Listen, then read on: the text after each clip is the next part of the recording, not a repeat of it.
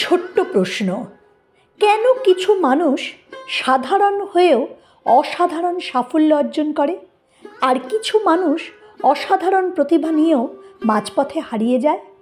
কেন একই স্বপ্ন, একই পরিশ্রম, এমনকি একই সুযোগ থাকা সত্ত্বেও দুজন মানুষের জীবনের গল্প এক হয় না?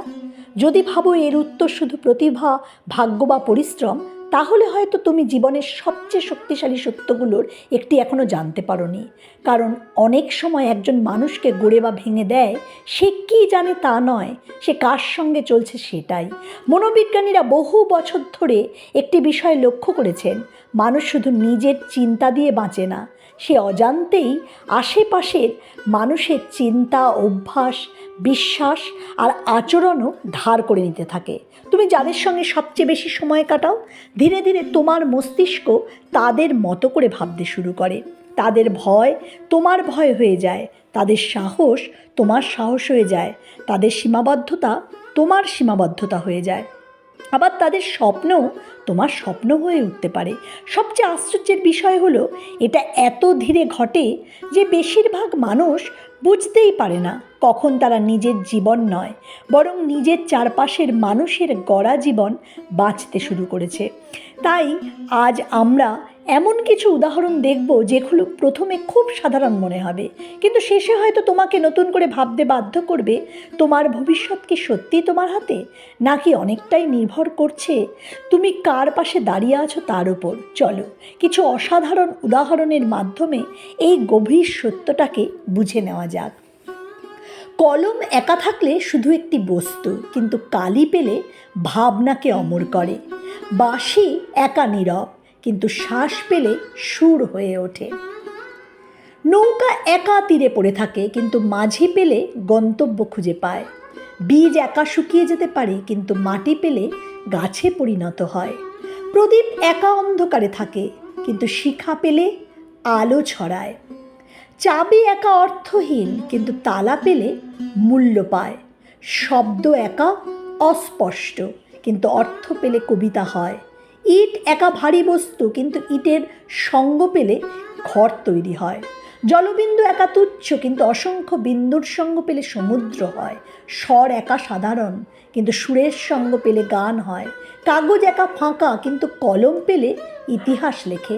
ঘড়ি একা থেমে থাকে, কিন্তু ব্যাটারি পেলে সময় বলে। চাকা একা ঘোরে, কিন্তু গাড়ির সঙ্গ পেলে মানুষকে পথ দেখায়। পাথর একা পড়ে থাকে, কিন্তু শিল্পীর হাত পেলে ভাস্কর্য হয়। মেঘ একা ভাসে, কিন্তু বৃষ্টি হয়ে নামলে জীবন বাঁচায়। কাঠ একা জ্বলে যায়, কিন্তু কারিগর পেলে আসবাব হয়। সুতো একা জট বাঁধে, কিন্তু তাঁতির হাতে কাপড় হয়। বর্ণ একা অর্থহীন, কিন্তু অন্য বর্ণের সঙ্গ পেলে ভাষা হয়। হাত একা সীমিত, কিন্তু হাতে হাত মিললে শক্তি বাড়ে। স্বপ্ন একা কল্পনা, কিন্তু পরিশ্রম পেলে বাস্তব হয়। লোহা একা মরিচা ধরে, কিন্তু কারিগরের হাতে সেতু হয়। কণ্ঠ একা শব্দ, কিন্তু অনুভূতি পেলে গান হয়। মাটি একা ধুলো, কিন্তু কুমোর পেলে মাটির পাত্র হয়। অক্ষর একা নীরব, কিন্তু বাক্যের সঙ্গ পেলে কথা বলে। জ্ঞান একা জমে থাকে, কিন্তু প্রয়োগ পেলে শক্তি হয়। আয়না একা কাঁচ, কিন্তু আলো পেলে প্রতিচ্ছবি দেখায়। রং একা নিস্তেজ, কিন্তু তুলির সঙ্গ পেলে ছবি আঁকে। ফুল একা সৌন্দর্য, কিন্তু সুগন্ধ পেলে স্মৃতি হয়। নদী একা প্রবাহ, কিন্তু তীর পেলে দিক খুঁজে পায়। শিশু একা দুর্বল, কিন্তু শিক্ষা পেলে ভবিষ্যৎ গড়ে। ইচ্ছা এক অপূর্ণ, কিন্তু সাহস পেলে সাফল্য আনে। চোখ একা দেখে, কিন্তু দৃষ্টি পেলে উপলব্ধি করে। কান একা শোনে, কিন্তু মন পেলে বোঝে। পাখা একা বস্তু, কিন্তু বাতাস পেলে শীতলতা দেয়। মোমবাতি একা নিস্তব্ধ, কিন্তু আগুন পেলে আলো দেয়। বই একা কাগজ, কিন্তু পাঠক পেলে জীবন্ত হয়। পথ একা নির্জন, কিন্তু পথিক পেলে গল্প তৈরি হয়। হৃদয় একা স্পন্দন, কিন্তু ভালোবাসা পেলে জীবন হয়। সেতার একা কাঠ ও তার, কিন্তু শিল্পী পেলে সঙ্গীত হয়। ক্যামেরা একা যন্ত্র, কিন্তু চোখ পেলে স্মৃতি ধরে।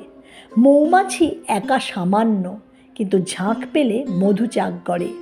গাছ একা দাঁড়ায়, কিন্তু বন পেলে পরিবেশ রক্ষা করে। সৈনিক একা সীমিত, কিন্তু বাহিনীর সঙ্গ পেলে দেশ রক্ষা করে। তারা একা ক্ষীণ, কিন্তু আকাশ ভরা তারা সৌন্দর্য সৃষ্টি করে। অগ্নিকণা একা নিভে যায়, কিন্তু অন্য কণার সঙ্গ পেলে অগ্নিশিখা হয়। ভাবনা একা হারিয়ে যায়, কিন্তু ভাষা পেলে ছড়িয়ে পড়ে। সময় একা বয়ে যায়, কিন্তু স্মৃতি পেলে মূল্যবান হয়। মানুষ একা বাঁচে, কিন্তু মানবতা পেলে মহৎ হয়। সূচ একা ক্ষত তৈরি করতে পারে, কিন্তু সুতো পেলে ছিঁড়ে যাওয়া সম্পর্ক জুড়ে দিতে শেখায়।